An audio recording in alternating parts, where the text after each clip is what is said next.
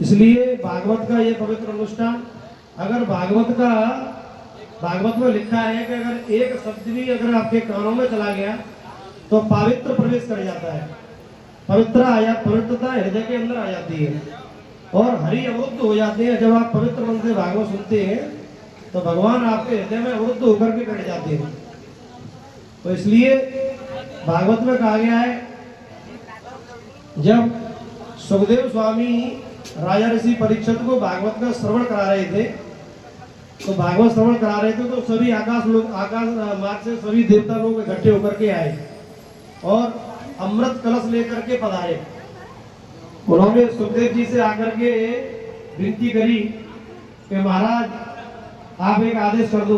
सुखदेव जी बोले, जी बताइए कि हम जो क्या है अमृत कलश लेकर के आए और ये अमृत हम जो क्या है राजा ऋषि परीक्षित को पिलाना चाहते हैं। तो सुखदेव जी बोले लाए हो तो पिलाओ, मना किसने किया है। अब तो देवता लोग आकर दी उन्होंने, देवता लोग अब चुप पड़ गए, लेकिन सुखदेव स्वामी सब समझ गए कि देवता लोग क्या चाहते हैं। उन्होंने कहा महाराज एक छोटी सी विनती है। तो सुखदेव जी बोले, जी बताइए कि हम ये कहना चाह रहे थे कि जो आप राजा ऋषि परीक्षित को जो भागवतामृत का पान करा रहे हो वो भागवतामृत पान हमें करा दो, और राजा ऋषि परीक्षित को जो हम लोग जो कलश में जो अमृत लाए वो राजा ऋषि परीक्षित को आप पिला दो। तो राजा ऋषि परीक्षित को जो सर्प वैसे मुक्ति मिलेगी, क्योंकि उनको जो क्या है 7 दिन में मरने का जो क्या है श्राप लगा हुआ था श्रृंगी ऋषि द्वारा, और जो भागवतामृत है उसको हमें पिला दो तो हमें संसार वैसे मुक्ति मिलेगी। तो राजा ऋषि जो क्या है सुखदेव जी को ये बात बिल्कुल अच्छी नहीं लगी। उन्होंने देवताओं से कहा, देवो मैं आपको सुना तो देता, लेकिन आपने जो भागवतामृत की तुलना स्वर्ग के अमृत से कर दी ये मुझे बिल्कुल अच्छा नहीं लगा। क्योंकि स्वर्ग का अमृत क्या है, हमने यहाँ पे सकाम किए, अनुष्ठान किए, भागवत कराई, कुएं बनवाए, धर्मशाला बनवाई, ऐसे धर्मार्थ के जो काम किए तो उसके बदले हम लोग स्वर्ग जाते हैं और वहां पर एफडी जमाए, उतने दिन तक हम लोग स्वर्ग में रहते हैं। और जैसे ही वो पिंड क्षीण होता है उसके बाद में हम लोग मृत्यु लोक में फेंक दिए जाते हैं। तो पुनरपि जननम पुनरपि मरणम पुनरपि जननी जठरे शयनम, बार बार आना बार बार जाना यही लगा रहेगा, उससे मुक्ति नहीं हो सकती। तो स्वर्ग का अमृत कोई ऐसा नहीं है। तो उन्होंने कहा कि अगर आपने जो स्वर्ग के अमृत की तुलना जो भागवतामृत से की है ये मुझे बिल्कुल अच्छा नहीं लगा। और सारे देवताओं को उन्होंने सुखदेव जी ने मना कर दिया, वापस भेज दिया। अब तो आपातकालीन मीटिंग लग रही देवताओं की, तो ब्रह्मा जी मध्यस्थ बन करके आ गए। विधाता है, उन्हें तो आना पड़ेगा। विधाता जी ने ब्रह्मा जी ने कहा भाई क्या बात है। तो जब तक भागवत जो है सत्ता सुन के जो गया है उनको परीक्षित जी को विमान लेने आ गया। तो परीक्षित जी विमान में सवार होकर जा रहे हैं। ब्रह्मा जी बोले भाई ये विमान किसका जा रहा है, इस विमान में कौन है।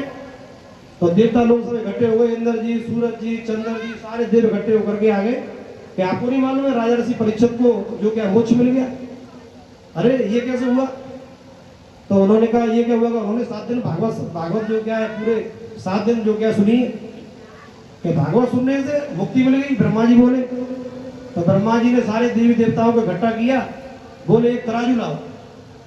तो उन्होंने वहां पर एक तराजू मंगाई ब्रह्मा जी ने, और तराजू के एक परड़े पर तो भागवत जी को विराजमान किया और तराजू के दूसरे परड़े पर दुनिया के साधनों को रखा। तो वहां पर उन्होंने रख के जैसे ही तोला तो लिखा है भागवत में, लघुन्य नानी जातानी गौरवेन इदम महत।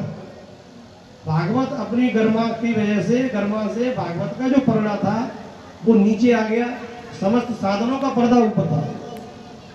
क्योंकि जो भारी होगा वो नीचे आएगा और जो हल्का होगा वो ऊपर चला जाएगा। तब ब्रह्मा जी की समझ में आई।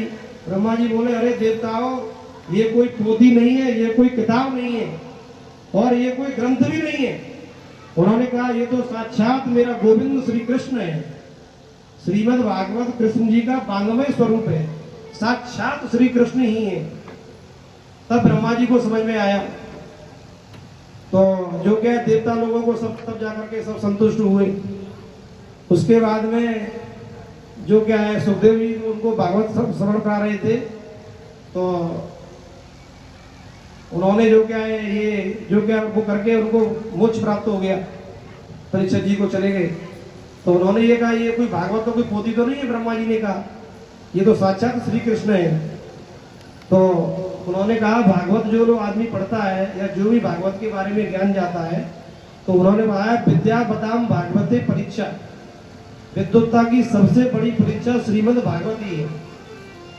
फिर उन्होंने लिखा है भगवत इदम भागवतम, मतलब जो भगवान का है वो भागवत है।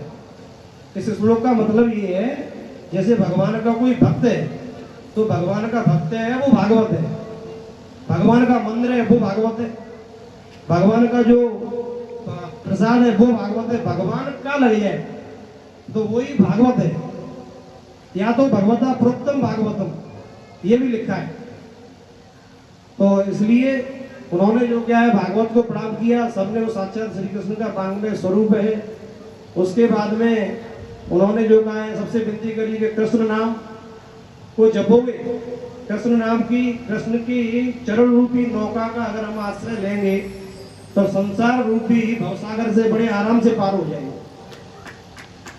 और ज्यादा नहीं तो आप जो क्या है केवल नाम की महिमा बहुत बताइए, क्योंकि अब लोग ग्रस्त जीवन में रह रहे हैं, इतना टाइम तो नहीं है कि तपस्या करें कि लोग क्या त्रिकाल संध्या करें, भाई काम भी करना है और नाम भी लेना है।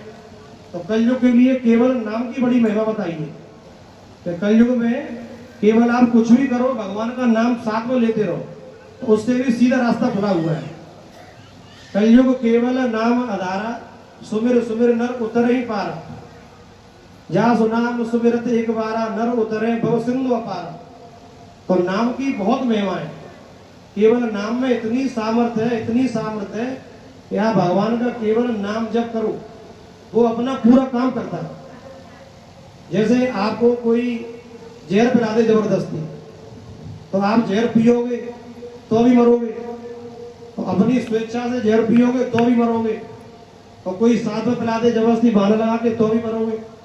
उसका तरीका कोई भी हो लेकिन जहर अपना काम करेगा। ऐसे ही आप नाम कैसे भी जपो, भाव कुभाव अनक आलसहु, नाम जपत मंगल तिसरसहु।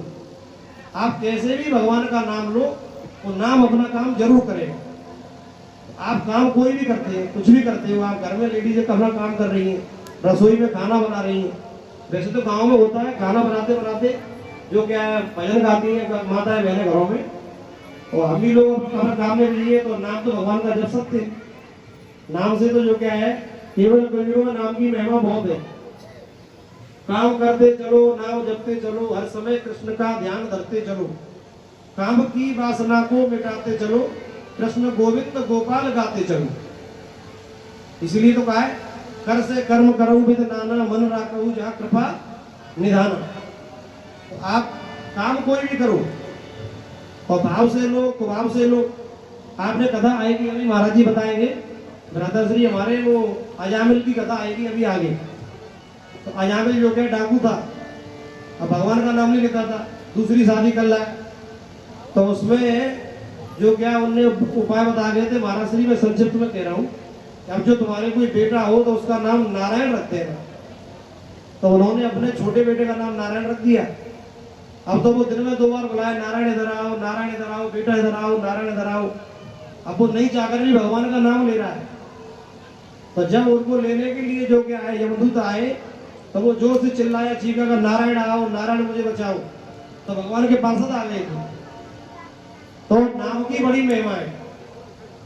तो इसलिए आज मैं जो क्या है इन्हीं शब्दों के साथ में भाई श्री को बहुत बहुत धन्यवाद करना चाहूंगा और व्यास जी के चरणों में बहुत बहुत प्रणति निवेदन। जय श्री कृष्ण, जय श्री राधे। बहुत बहुत आभार। बोले वृंदावन बिहारी लाल की जय।